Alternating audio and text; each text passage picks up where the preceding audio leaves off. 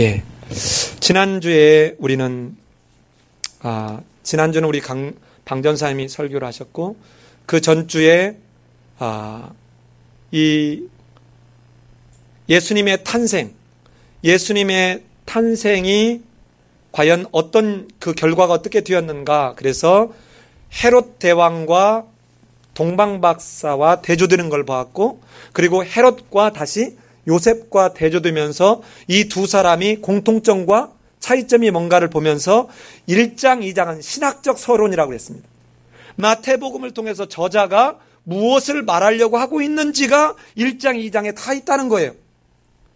여러분들이 지금 마태복음 1장, 2장, 1장에 있는 족보, 그리고 1장의 족보와 뒤에 이어서 나오는 성령으로 잉태됐다는 말을 들은 요셉의 반응, 그리고 난 뒤에 이제 탄생되었을 때 있어진 헤롯 왕과 이 동방박사 헤롯과 요셉의 이 모습을 통해서 말하려고 하는 것은 무엇입니까?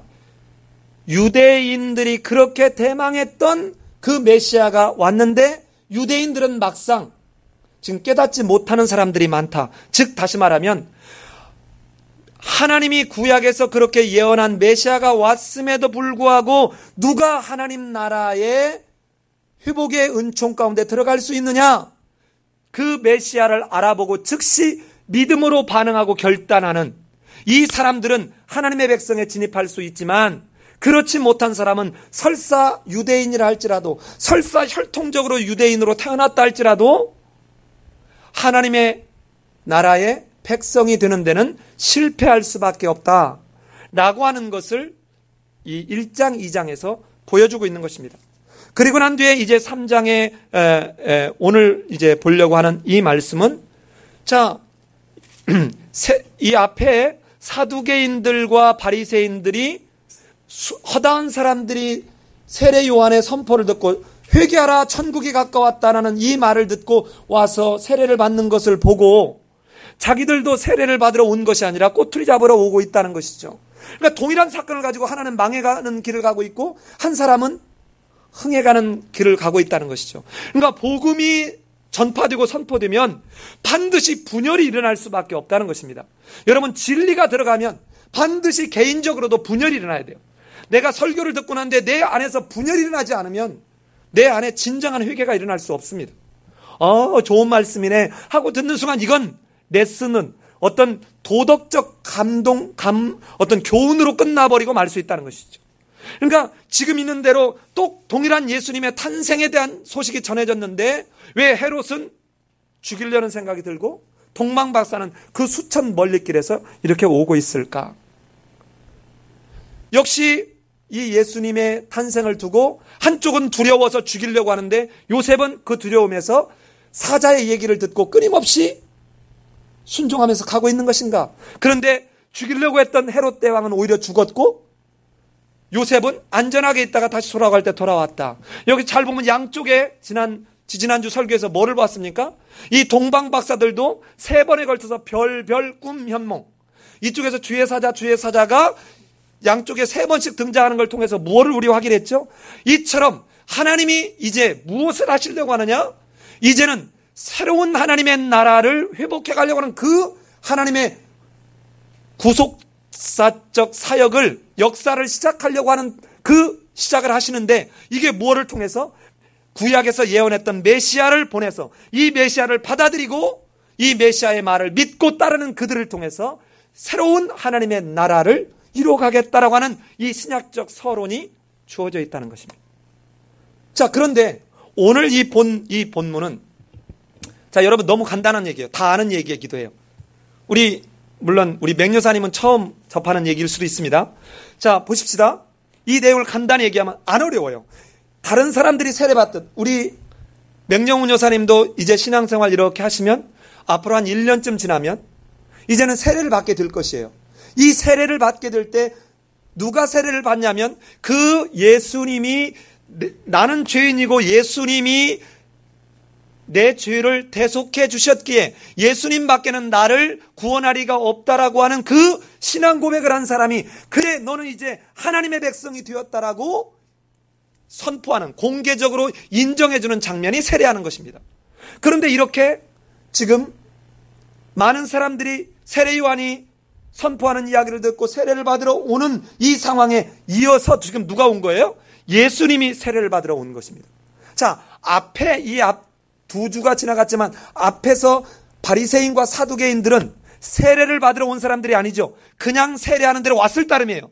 근데 오늘 예수님은 어떻게 합니까? 세례 받으러 왔다라고 얘기합니다. 세례를 받으러 왔다라고 얘기해요.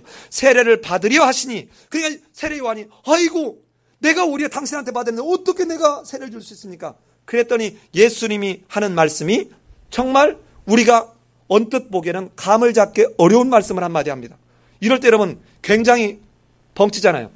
그러니까 누군가 얘기할 때 한마디 punk 던졌는데 그 말 내가 못 알아듣겠어 할 때 우리 순간 어벙치잖아요. 그게 바로 15절입니다.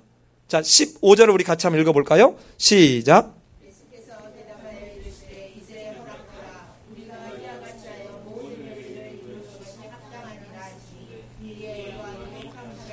자, 보세요. 지금 계속 보면 처음에 앞에 요셉이 그랬고 동방박사가 그랬고 또 요셉이 그랬던 것처럼 지금 여기서 세례 요한도 처음에는 안 됩니다. 어떻게 내가 세례를 줍니까 하는데 아니다. 이제는 우리가 이와 같이 해서 모든 의를 이루는 것이 합당하다는 이 예수님의 말을 듣고 어떻게 합니까? 즉시 세례를 행하지요. 그러니까 지금 연속해서 어떤 존재가 하나님의 백성에 이제는 하나님의 나라를 이루는 백성에 진입될 수 있는지 이 세례 요한의 모습과 이 예수님의 세례받는 이 모습. 그런데 그 앞에 하는 말이 우리가 이와 같이 하여 모든 의를 이루는 것이 합당하니라 하는 거예요. 여러분 이 말이 엄청나게 이 오늘 설교뿐만 아니라 앞으로 있는 말에 예수님이 하시려고 하는 구속사적 사역을 다 내포하고 있는 이야기입니다. 뭐를 이루라는 거예요? 모든 의를 이루라는 거예요. 이게 도대체 무슨 말이냐는 겁니다. 아니 지금 앞에서 내가 어떻게 세례를 줘요? 내가 세례 받아야 되는데 안 돼요. 이거까지는 우리가 쉽게 이야기했는데 야 그러지 말고 우리가 이렇게 해서 모든 의를 이루자. 이게 무슨 말이냐고. 지금 이 모든 의를 이루는 것이 합당하다 이 말, 이 모든 의를 이룬다는 이 말이 풀어서 얘기하면 이 말입니다. 하나님의 뜻에 따라서, 즉 하나님이 이루시려고 계획하셨고 섭리하시려고 하는 그 하나님의 계획과 뜻에 따라서 내가 순종함으로 행해가는 것, 이것이 뭐예요? 의입니다. 여러분 의라는 것은 우리가 생각할 때 옳은 뭔가를 하는 이것이 아니라, 선이라고 하는 것은 내가 생각할 때 내 눈으로 봤을 때 좋은 것을 선이라고 하는 것이 아니라 하나님이 옳다라고 하나님의 뜻에 합당한 게 의요, 하나님이 말씀하신 게 하는 것이 이게 선이지, 내 눈으로 봤을 때 이건 의야, 이건 선이야. 이거를 예컨대 여기서 갈등이 오는 게 뭡니까? 어떻게 하는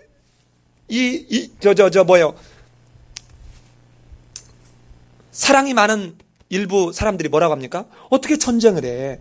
어떻게 생명을 죽여? 그러면서 여호와 증인 같은 경우는 전쟁터에 가서 총 드는 거 안 한다고 안 가잖아요?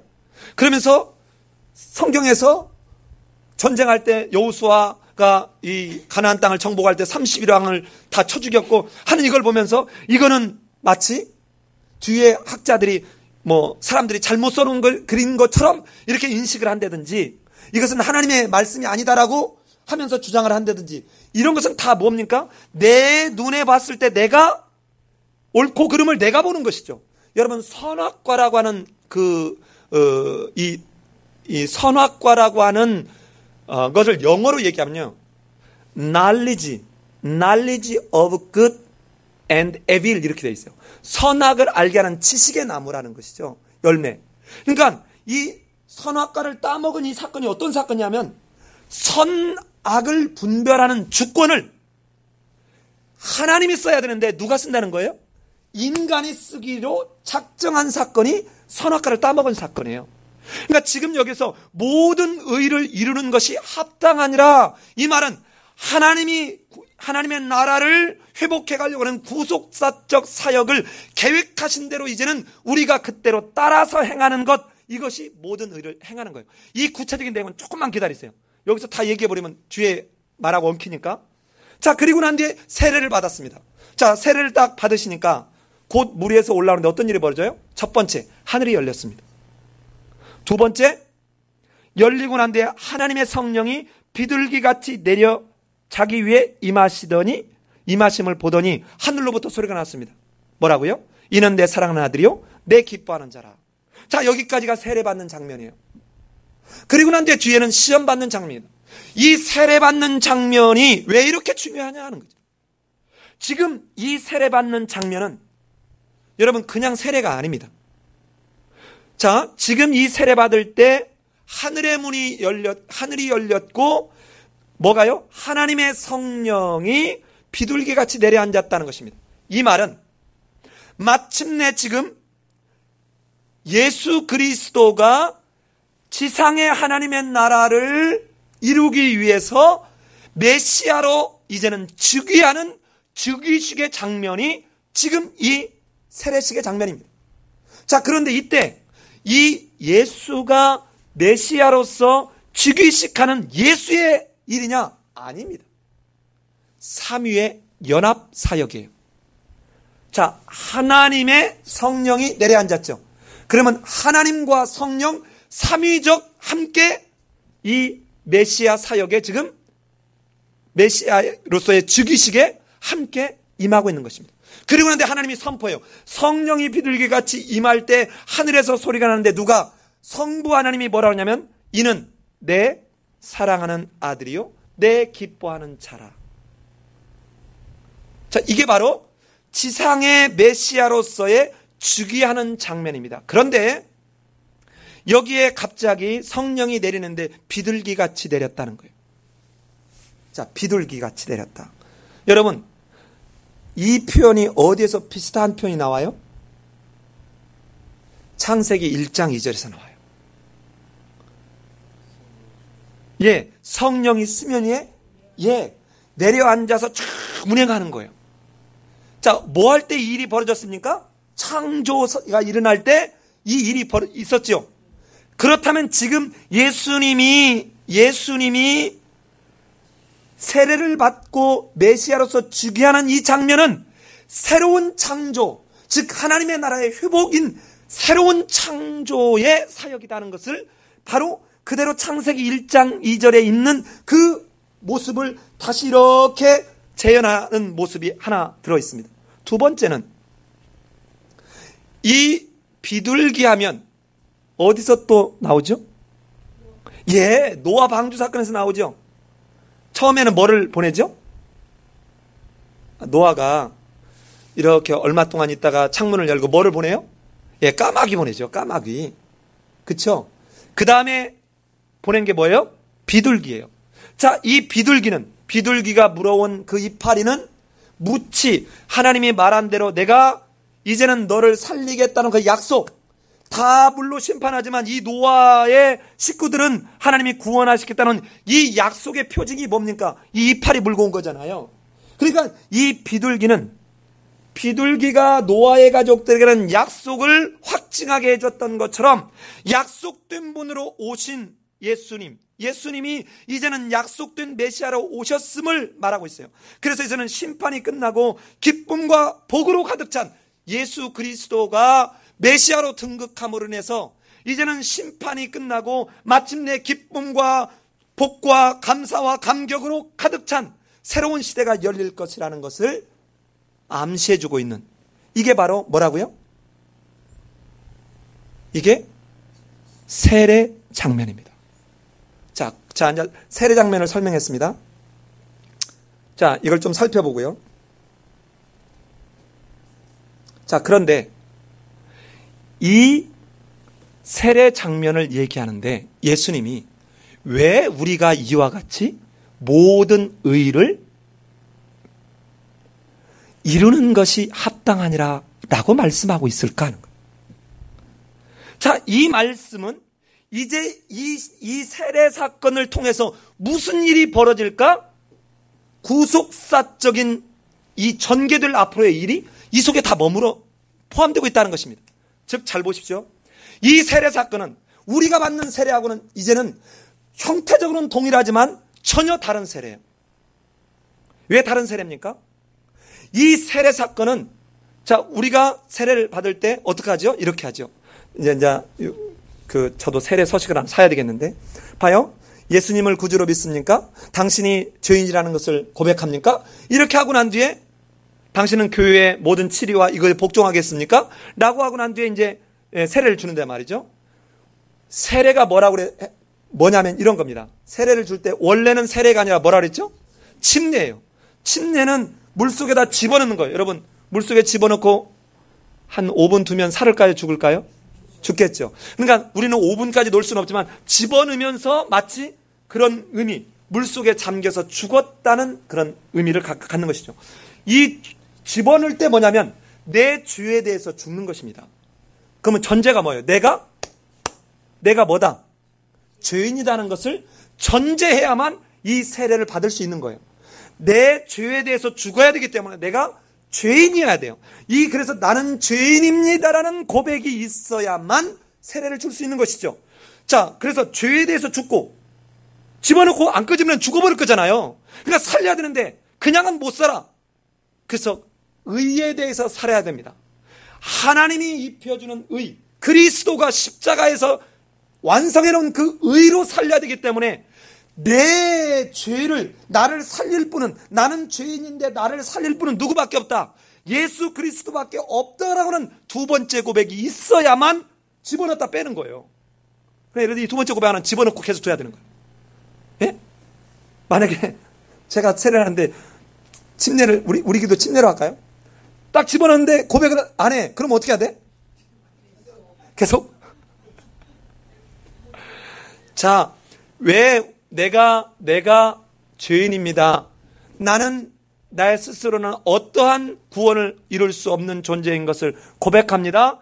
내가 살 수 있는, 생명을 얻을 수 있는 유일한 길은 예수 그리스도밖에 없습니다 할 때 이 예수 그리스도가 십자가에서 이루는 그 십자가의 공로 때문에 다시 의로 사는 것이 세례인 거예요. 그런데 왜 우리가 받는 세례와 다르다고 제가 지금 말하고 있는 것입니까? 예수님은 죄가 없어요. 예수님은 죄가 없어요. 그러면 이 세례 사건은 엄청난 사건입니다. 어떤 엄청난 사건이냐? 하나님이신 예수님이 이 땅에 오셔서 지금 이 사건이 뭐냐면 우리들의 죄를, 인간의 죄를 자기의 죄로 동일시하는 사건입니다. 이게 없으면 이 뒤에 모든 의를 이룰 수 없는 것입니다. 이거 굉장히 중요한 얘기입니다. 잘 보세요. 인간들이 지은 모든 죄인들의 죄를 자기의 죄와 동일시하는 이 사건이 예수님이 세례를 받는 사건이에요. 그러니까 이걸 안 하면, 잘 보세요. 내가 죄인이야. 그러면 죄인에는 반드시 뭐가 필요합니까? 죄의 대가를 지불해야 돼요. 이 대가의 지불이 뭡니까? 십자가에서 죽음이에요. 그러면 십자가에서 대가를 지불하기 위해서 죽었습니다. 그런데 이 죄를 지불했으면 내가 용서받은, 즉 새 사람으로 내가 탄생해야 되잖아요. 이 새 사람으로 탄생하는 그 모습이 뭡니까? 다시 살아나시는 거예요. 부활하시는 겁니다. 그러니까 지금 예수님이 이 모든 사람들의 죄를 내 죄로 동일시하는 세례받는 과정이 없이는 십자가에서 죽어야 될 이유가 존재하지 않는 것입니다. 십자가에서 죽었기 때문에 마침내 승리로 부활이 반드시 전개돼야 되는 구속사적 굵직한 사건이라는 것이죠. 그러니까 이 세례 사건은 무지무지 중요한 사건이라는 거예요. 그냥 이 세례가 주어지는 사건이 아니에요. 그러면 이것이 우리가 받는 세례하고 어떤 관계가 있는가를 보고 난 뒤에 넘어가려고 합니다.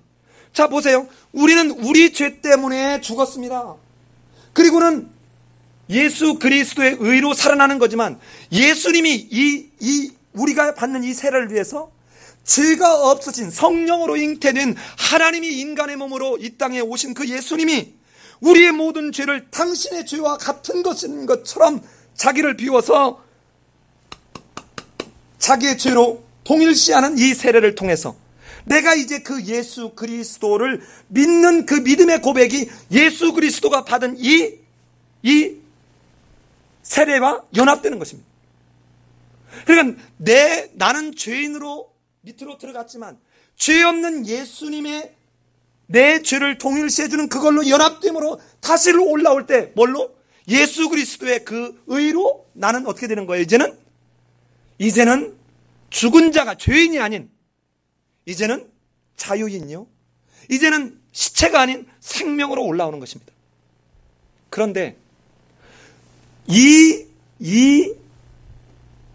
인간들이 어떻게 죄인이 됐는가를 잘 생각해 보세요. 어떻게 죄인이 됐습니까? 에덴 동산에서 하나님이 너희가 모든 과실을 다 먹되 동산 중앙에 있는 선악을 알게 하는 나무의 과실은 먹지 마라. 먹는 날에는 정령 죽으리라. 이것을 따 먹음으로 하나님 앞에 범죄하기 시작했습니다.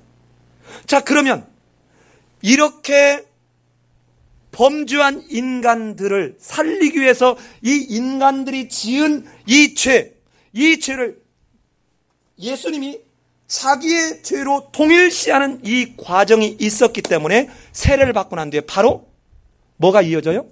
시험받는 사건이 이어지는 것입니다. 저는 이전에 이걸 몰랐어요. 이번 설교 준비하면서 난 너무 감사해요. 그냥 이 시험은 시험인 줄만 알았거든요. 그러니까 인간들이 어떻게 시험 속에서 실패하고 있는가, 인간의 삶이 어떻게 되는가, 이 인간의 삶을 쭉 펼쳐보면 예수님이 하고 있는, 예수님이 탄생하는 것처럼 인간도 태어났습니다. 그리고 난 뒤에 인간이 죄를 졌어요. 그리고 난 뒤에 어떻게 됩니까? 이제는 예수님이 오셔서 이 죄를 구속하기 위해서 십자가에 달려 죽었어요. 그리고 이걸 믿어서 우리가 구원을 받는 것입니다. 이 과정을 예수님이 탄생했고 세례를 받고 그 다음에 시험을 당하고 그 다음에 십자가에서 죽어주시고 그리고 부활하는 이 과정을 그대로 예수님이 밟아가고 있는 것입니다. 지금. 자, 봅시다. 세례를 받은 이 분은 죄가 없는 분이에요. 즉 첫째 아담과 같습니다. 첫째 아담이 처음에 에덴 동산에 하나님이 이렇게 배설하고 에덴 동산 살게 하기 전에는 아직 죄를 짓지 않았어요. 그러니까 이런 모습에 있었던 이 예수님의 모습에서 이제 인간이 살아가는 과정에 어떤 게 있습니까? 시험에 빠지고 말았어요. 그런 예수님이 지금 인간의 죄를 자기 죄로 동일시하면서 자기가 세례를 받아가는 이 과정은 마치 첫째 아담이 태어났고 죄 없이 태어났고 그리고 난 뒤에 지금 선악과를 따먹음으로 그 시험에 실패했던 사건을 예수님이 그대로 밟아가고 있는 모습이라 그 말입니다. 자, 그런데 두 번째 시험 장면에서 세 가지 시험을 합니다. 하나는 40일 동안 예수님이 누구에게 이끌려서? 성령에 이끌려서 마귀에게 시험을 받으려고 광야로 갔습니다. 여러분 40일 동안 한번 굶어봤어요. 제가 청년 때 나도 40일을 금식해야지 하고는 기도원을 갔습니다. 기도원을 하는데 제가 몇 끼까지 참아봤냐? 11끼까지 참아봤어요. 11끼.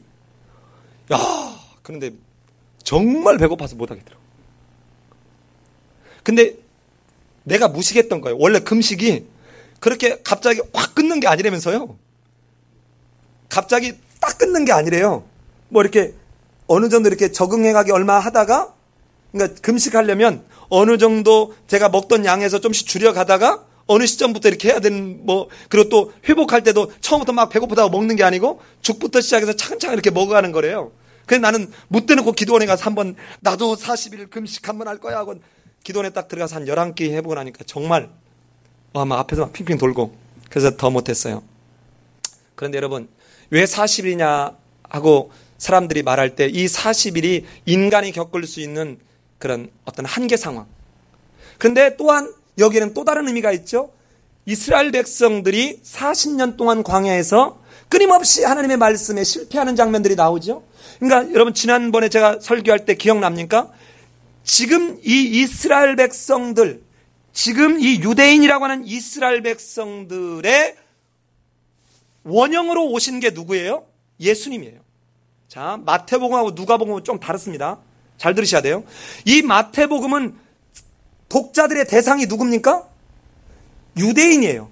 그러니까 이 유대인의 입장에서 이 성경 내용을 봐야 됩니다. 자, 그러면 지금 하나님과 언약을 맺었던 이스라엘이 실패해버렸는데 이 이스라엘이 실패해버린 이것을 참 이스라엘인 예수님이 오셔서 승리하는 장면을 그 과정을 그대로 가면서 바꿔주는 것이죠. 자, 봅시다. 40년 동안 그들이 실패했는데 그 40년을 상징하는 40일 동안 예수님이 굶주렸는데 이 사단이 와서 뭐라고 얘기해요? 이렇게 얘기합니다. 네가 하나님의 아들이거든 이 돌들로 뭐가 되게 하라?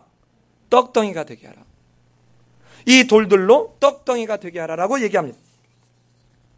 자, 여러분 지금 여기 아무것도 아닌 것 같지만 여러분 이 말을 읽을 때 조금만 우리가 주의를 기울이면 만일 하나님의 아들이거든이라고 하는 이 사단의 말 속에 사단이 사람보다 먼저 예수님의 신성을 인정하고 있습니다.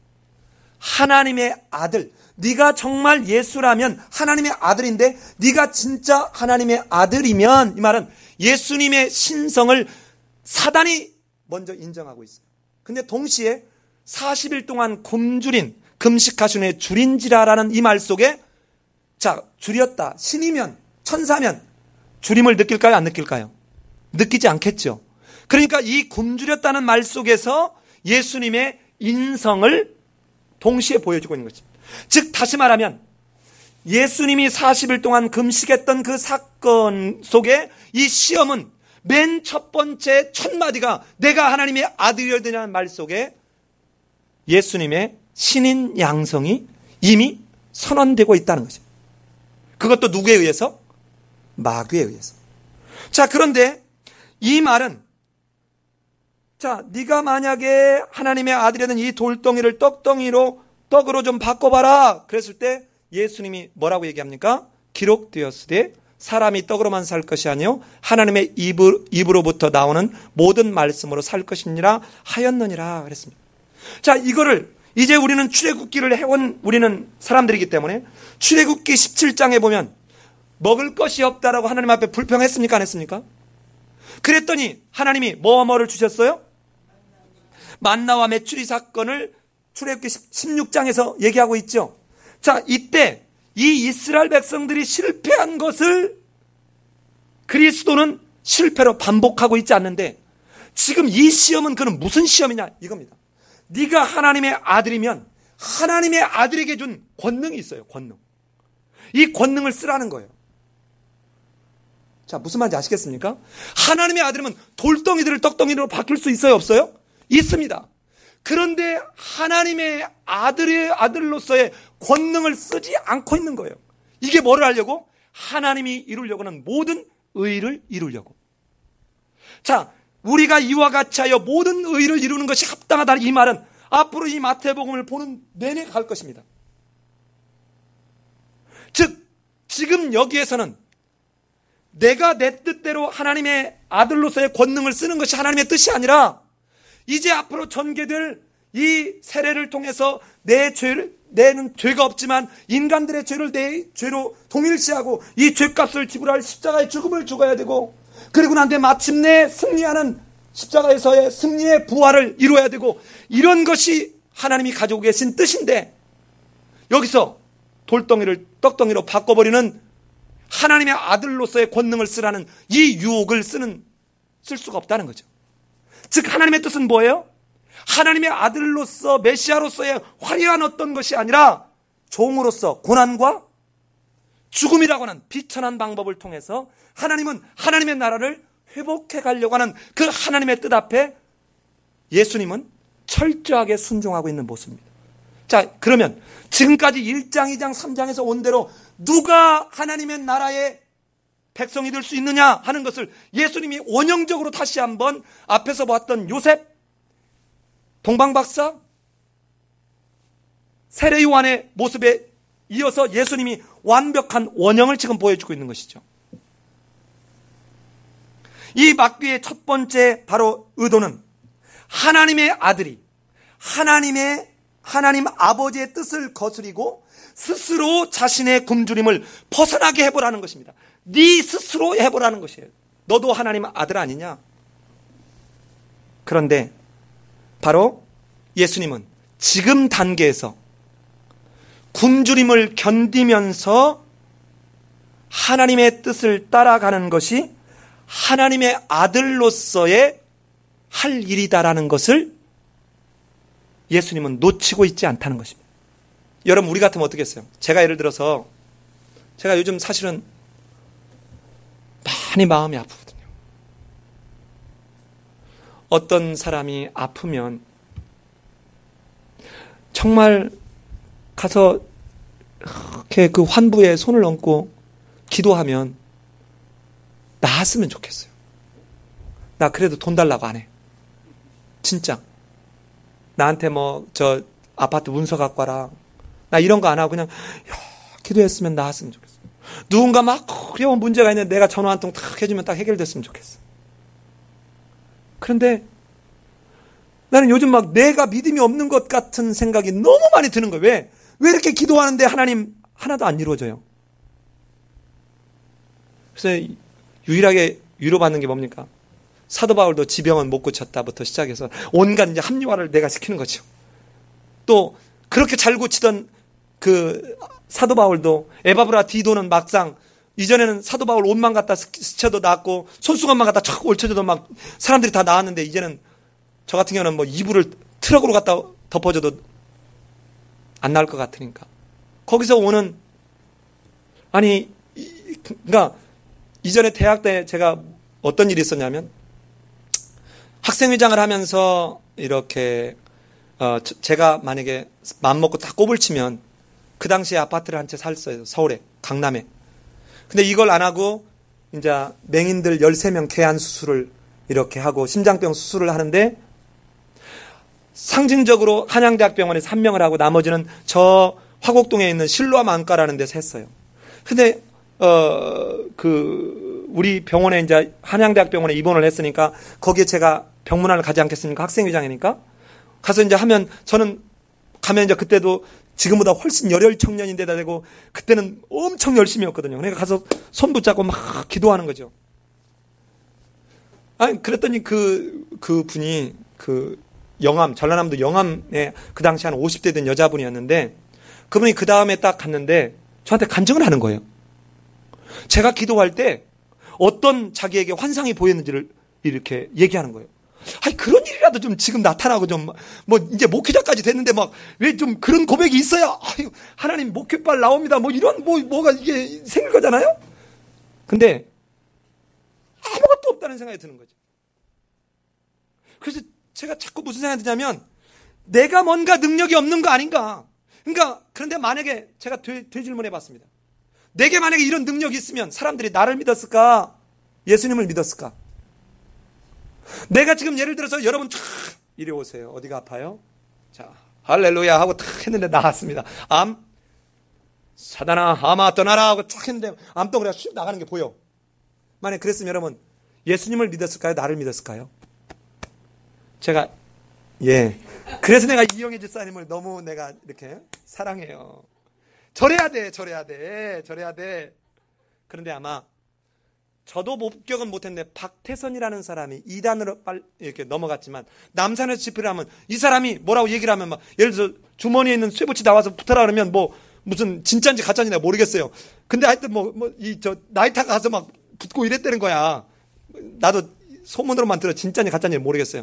그러니까 어떻게 사람들이 이 사람 능력 있다 하고는 이 사람을 옹립해서 만든 게 신앙촌 전도관이라고 하는 이 이단이 만들어진 거예요. 그래서 내가 그런 거 하면서 또 하나님 그래도 감사해요.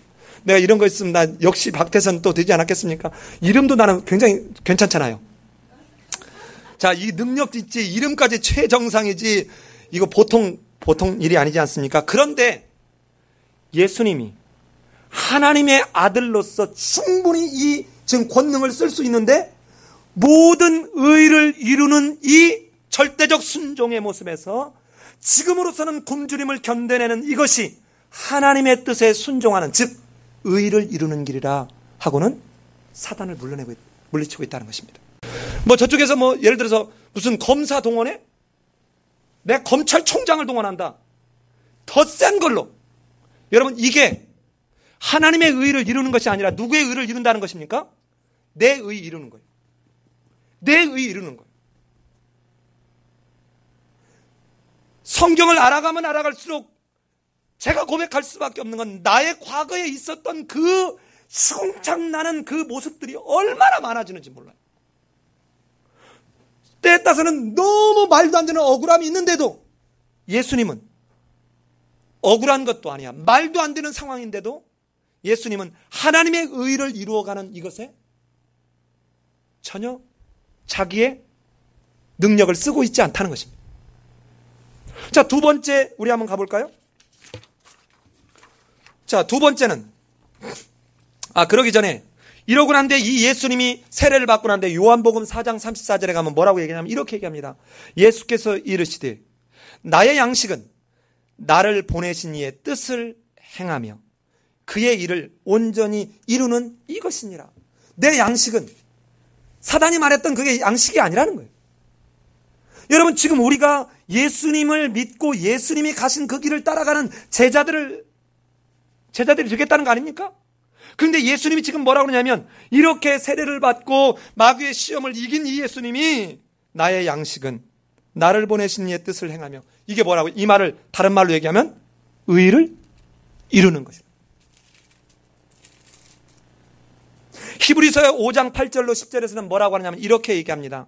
그가 아들이시라도 받으신 고난으로 순종함을 배워서 온전하게 되었은즉 자기를 순종하는 모든 자에게 영원한 구원의 근원이 되시고 하나님께 멜기세덱의 반차를 쫓은 대제사장이라는 칭함을 받았느니라.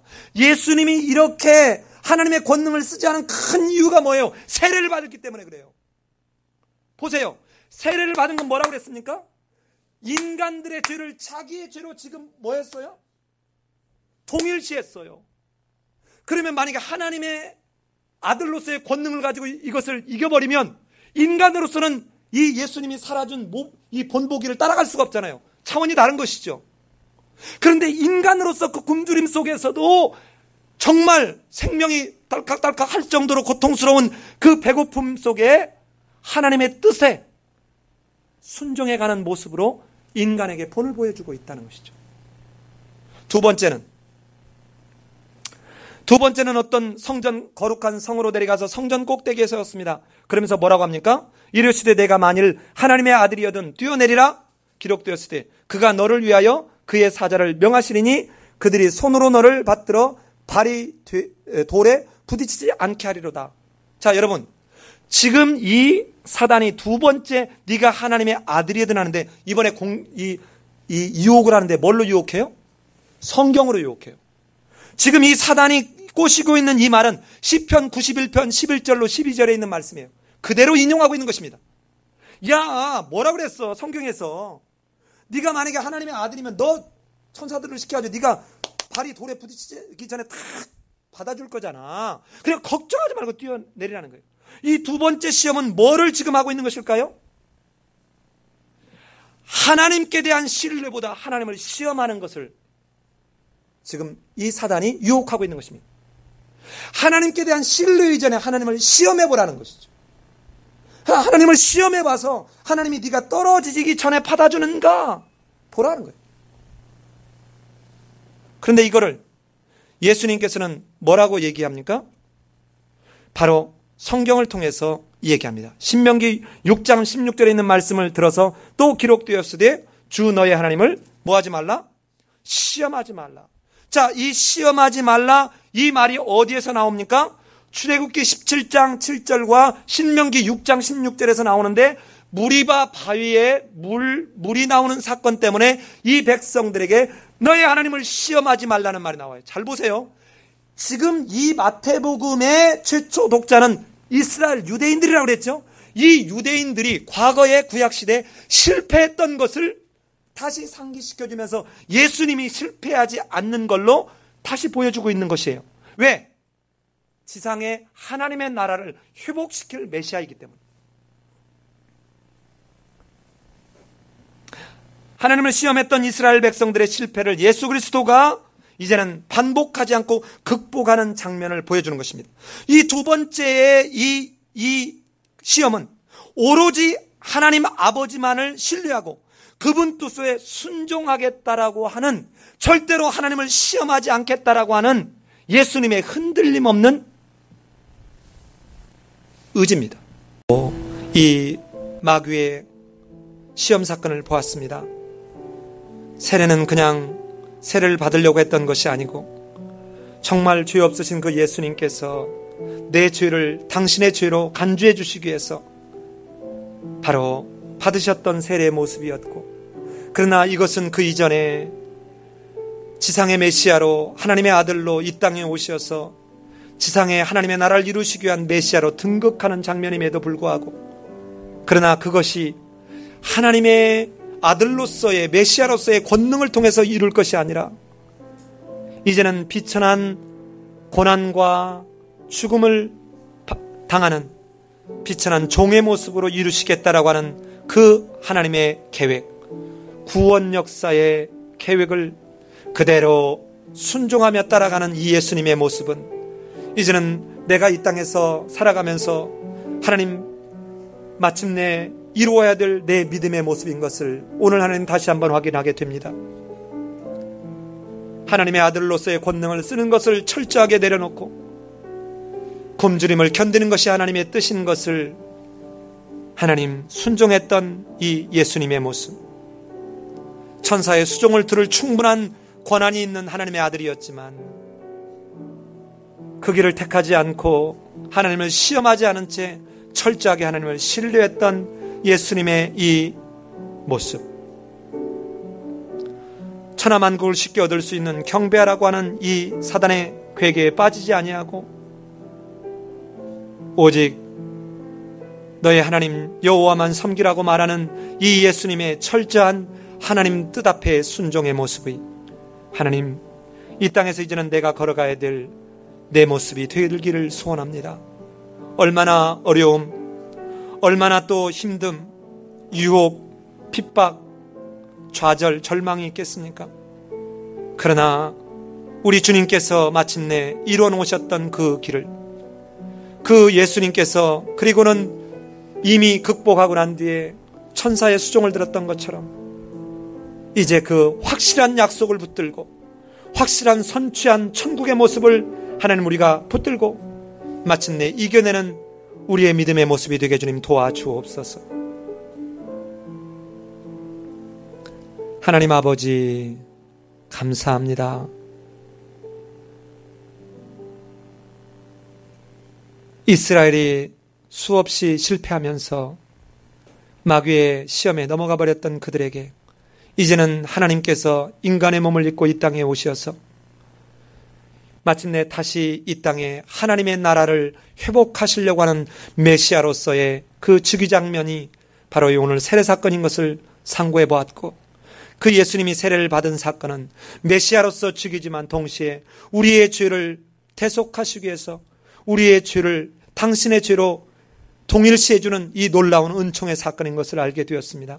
그리고는 우리들로 우리 조상들이 실패해버린 그 사건을 철저하게 하나님 말씀 붙들고 하나님 의지하고 하나님의 계획 앞에 내 뜻을 내려놓고 순종하는 예수님의 모습을 통해서 이제는 어떤 존재들로 인해서 하나님의 나라가 하나님의 백성이 이루어져 갈지를 보여주신 아버지 하나님, 그리고는 예수님이 말씀을 통하여 약속 있는 말씀을 붙들고 승리함으로 천사의 수종을 드는 모습을 통해서 이제 마침내 승리할 천국의 모습을 먼저 경험하게 하셨던 하나님 아버지, 이것이 우리들의 믿음의 모습이 되게 도와주옵소서.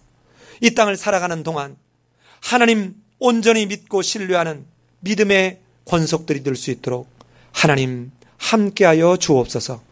예수님 거룩하신 이름으로 기도드리옵나이다. 아멘.